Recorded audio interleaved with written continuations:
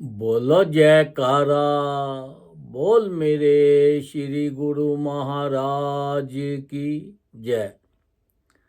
सौभाग्यशाली प्रेमी गुरमुखो, संत महापुरुष बार बार फरमाते हैं, जागो जागो जागो और अपने आप को जानो कि तुम कौन हो, किस लिए आए थे, क्या तुम कर रहे हो।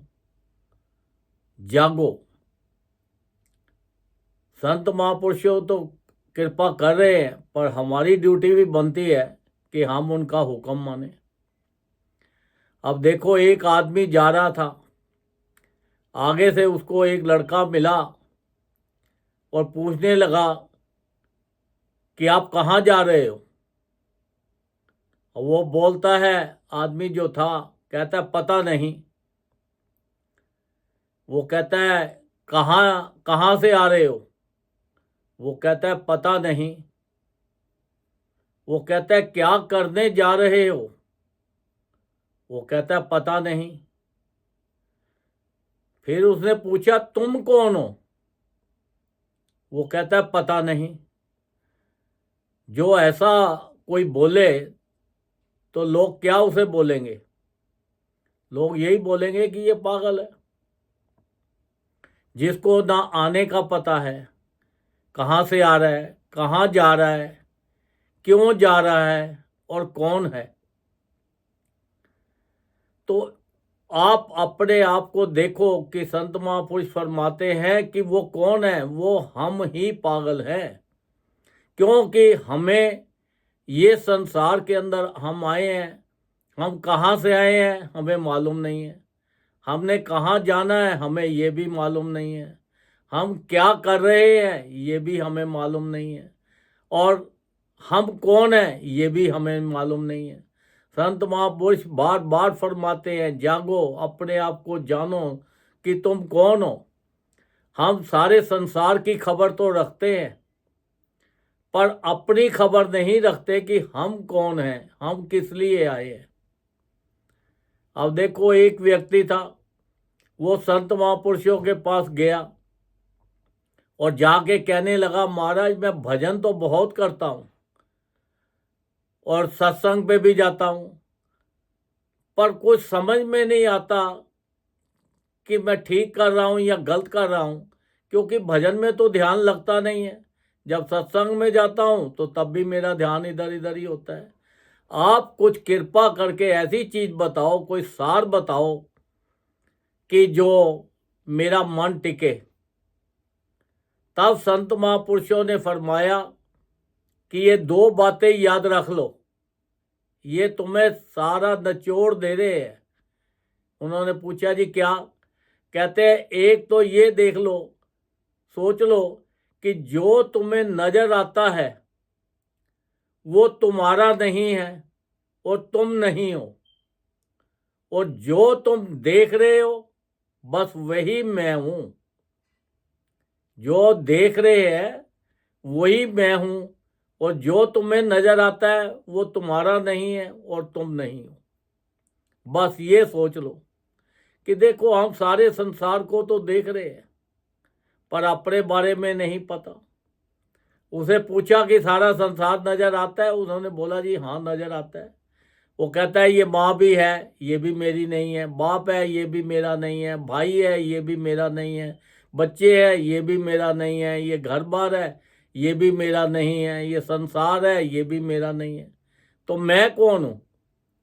हम अपने शरीर को ही हम मैं मान के बैठे हैं, हम मान के बैठे हैं, पर हमें तो अपना शरीर भी नजर आता है। इसलिए ये भी हमारा नहीं है। और ये भी देखो, माँ के पेट से तो हमने जन्म लिया, हमारा उत्पादन हुआ, और आखिरी में क्या है, हम आग के अंदर ही जल जाना है, लकड़ियों में ही जल जाना है। ये जो शरीर है यहाँ का यही रह जाना है। ये एक जो चोला है, जैसे आज हमने कपड़ा पहना तो कल फिर हम जब शावर लेते हैं तो नया कपड़ा पहनते हैं, वो पुराने को फिर धो देते हैं। तो ऐसे ही ये शरीर भी हमारा नहीं है। जो हमें नजर आता है वो भी हमारा नहीं है। तो इसलिए हम देख रहे हैं वही मैं हैं, हम हैं। तो इसलिए संत महापुरुष कहते हैं कि जागो, अपने आप को पहचानो, अपने आप को जानो कि तुम कौन हो। संत महापुरुष बार बार कृपा कर रहे हैं। अब देखो, एक बार जंगल के अंदर एक भेड़े चराने वाला गया, तो वहां पे शेर पड़ा तो सब भाग आए। अब शेर का जो एक बच्चा जो था वो गलती के साथ भेड़ों के अंदर आ गया। अब वो भेड़ों के साथ करता करता उसका शरीर तो बड़ा हो गया, पर उसकी मानसिक शक्ति खत्म हो गई। उसे पता ही नहीं है कि मैं शेर हूँ। वो तो अपना जैसे भेड़ों की तरह बह बह करने लगा और उन्हीं के बीच में रहता और घास फूस चढ़ता अपना। करते करते वो बहुत बड़ा हो गया। उसे ये ही नहीं पता कि मैं शेर हूँ, मैं तो इन बैलों बकरियों को सबको खा जाऊं। पर उसे पता नहीं है, वो यही सोच के बैठा हुआ था कि मैं भी इन्हीं का ही हूँ। तो एक बार जंगल में फिर शेर पड़ा तो सारे भेड़ बकरियां भाग गई, वो जो शेर था वहीं रह गया। अब वो जब शेर ने उसको देखा, वो कहता है ये तो मेरी हम शक्ल है। और वो उसको कहता है देख, मैं भेड़ हूँ, आप मुझे मत खाना, आप जंगल के बादशाह हैं। वो कहने लगा नहीं, तू शेर है, तू भेड़ नहीं है, चल मेरे साथ। अब उसको वो नदी के किनारे ले गया।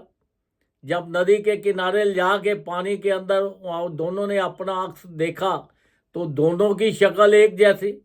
कहता है कि देख, तो तेरी शक्ल और मेरी शक्ल में कोई फर्क है? कोई फर्क नहीं है, तो इसलिए तू शेर है।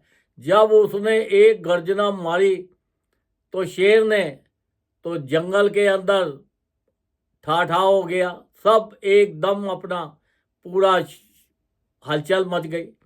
तो उसे बोला तू भी गर्ज। जब वो उसने भी गर्जना ऐसे मारी तो जितने गीदड़ थे, चीजें थी, पशु पक्षी, सब इधर इधर भागने लग गए। तो देखो, संत महापुरुष फरमाते हैं कि देखो, आप में और हमारे में कोई फर्क नहीं है, हम दोनों एक शक्ल हैं। तुम अपने आप को पहचानो कि तुम कौन हो। तुम्हें अपने पहचानने के लिए ये समझना पड़ेगा कि जो हम देख रहे हैं वो हमारा नहीं है, वो हम नहीं है। हम तो एक अमर अविनाशी हैं, हमारी आत्मा अमर है। ना ये पानी में जल डूब सकती है, ना आग में जल सकती है, ना ये हवा में उड़ सकती है, ना ये कभी मरती है, ना ये कभी जन्म लेती है।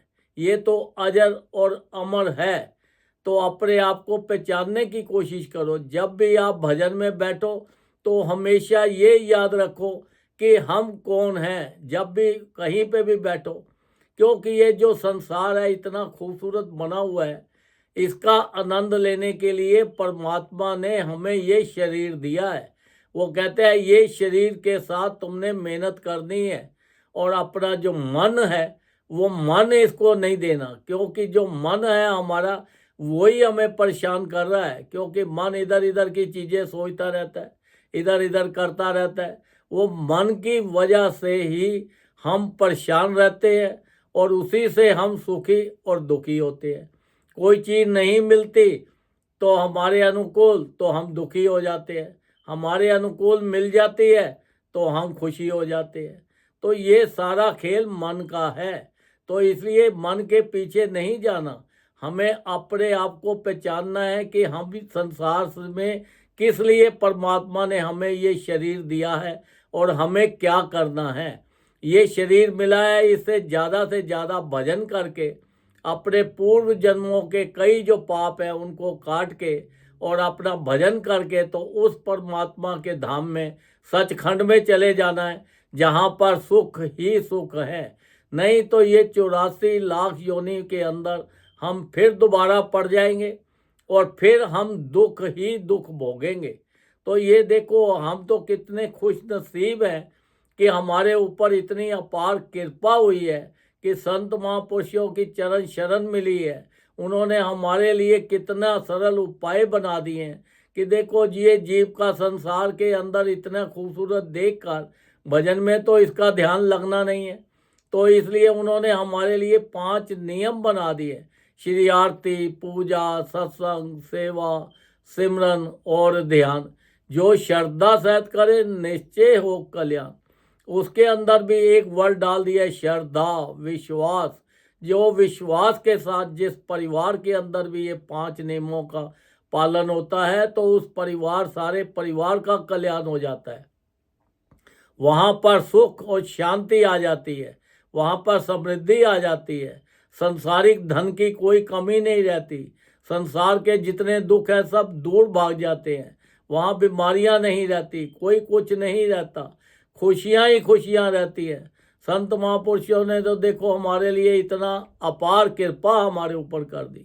संत महापुरुष फरमाते हैं 24 घंटे में से कम 2 घंटे हर रोज आप भजन किया करो, ताकि आपका जो कल्याण हो सके, आपकी आत्मा जिस पर्पस के लिए आई है वो मकसद हल सके।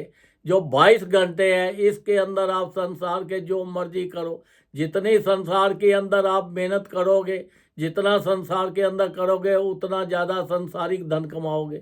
जब संसारिक धन कमाओगे तो संसार के सुख भी तभी मिलेंगे, क्योंकि अगर आपके पास संसारिक धन नहीं है तो आप संसार के सुख कैसे पा सकते हो? नहीं पा सकते। तो ऐसे ही जब परलोक का धन आपके पास नहीं है तो परलोक के सुख आप कैसे पा सकते हो? वो भी नहीं पा सकते। तो इसलिए संत महापुरुष बार बार फरमाते हैं ज़्यादा से ज़्यादा भजन करो, ज़्यादा से ज़्यादा ध्यान लगाओ, ज़्यादा से ज़्यादा सत्संग में जाओ, क्योंकि हम ज़्यादा भजन करेंगे, ध्यान करेंगे, फिर हमेशा हम सबके लिए अच्छा सोचेंगे, अच्छा करेंगे, किसी से चीट नहीं करेंगे, किसी से ब्लफ नहीं करेंगे, किसी से हेरा फेरी नहीं करेंगे, और सब हमेशा सबके लिए कोई निंदा नहीं करेंगे, सबके लिए अच्छा सोचेंगे, अच्छा करेंगे। जब तुम सबके लिए अच्छा करते हो तो देखो तुम्हारी आत्मा कितनी खुश होती है। तुम्हारी आत्मा हमेशा दूसरों को सुख दे के खुश होती है। दुख दोगे तो आप देखने वाले को तो पता लगेगा कि आप दुख दे के भी सुखी हो, पर नहीं, अंदर से आत्मा आपके बार बार कोसेगी कि देखो मैंने इसको दुख दिया, ये मैंने बहुत बड़ी मिस्टेक की है। तो इसलिए संसार के अंदर संत महापुरुषों का हुक्म मानना है, उनके बनाए हुए नियमों का पालन करना है, ज़्यादा से ज़्यादा भजन करना है, और हमेशा उठते बैठते चलते फिरते हर वक्त हमें यही सोचते रहना है, यही करना है कि देखो जो मैं देख रहा हूँ वही मैं हूँ, और जो मैं देख रहा हूँ वो चीज़ मेरी नहीं है। तो देखो जब इतना हमें ज्ञान हो गया तो संसार के अंदर देखो आपके पास सुख ही सुख रहेंगे, ना कोई दुख ना कोई सुख। आप अपने में मस्त रहोगे और आपका लोक भी सुखी हो जाएगा और आपका परलोक भी सुखी हो जाएगा। तो देखो संत महापुरुष बार बार हमें एक ही चीज़ फरमाते हैं, जागो जागो जागो और अपने आप को पहचानो। पर हम तो संसार के अंदर आकर अपने शरीर को ही मैं समझ के बैठ गए हैं और संसारिक चीज़ों में फंस गए हैं, और इसीलिए हम सुखी और दुखी होते हैं। तो इन चीज़ों को आप इस्तेमाल करो, यूज़ करो, इनके साथ मोह मत डालो। अगर हम मोह डालेंगे तो हमें दुखी हो जाएंगे। तो इसलिए मोह मत डालो, तो इनका काम करो, और संसार का जितना ज़्यादा संसार के सुख भोगते हो संसार के भी सुख भोगो, और भजन करके अपना परलोक के भी सुख भोगो। जिस काम के लिए हम आए हैं वो अपना काम भी हमारा पूरा हो जाए। परमात्मा ने हमें ये शरीर दिया है कि जाओ ये शरीर के साथ ही तुम भजन कर सकते हो। अगर पशु पक्षी का कोई हमें शरीर मिला तो उसके अंदर हम भजन नहीं कर सकते। भजन करने के लिए तो मनुष्य देह ही चाहिए। तो ये हमारे ऊपर बड़ी परमात्मा की अपार कृपा है, और बड़ी मुश्किल के साथ ये हमें मिला है, ये आसानी से नहीं मिला। तो इतनी कीमती चीज़ को हम खराब ना करते हुए तो संत महापुरुषों के हुक्म में चल के ज़्यादा से ज़्यादा भजन करके अपने जीवन का पूरा लाभ उठाना है। अपना लोक भी सुखी करो और अपना परलोक भी सुखी करो। बोलो जयकारा, बोल मेरे श्री गुरु महाराज की जय।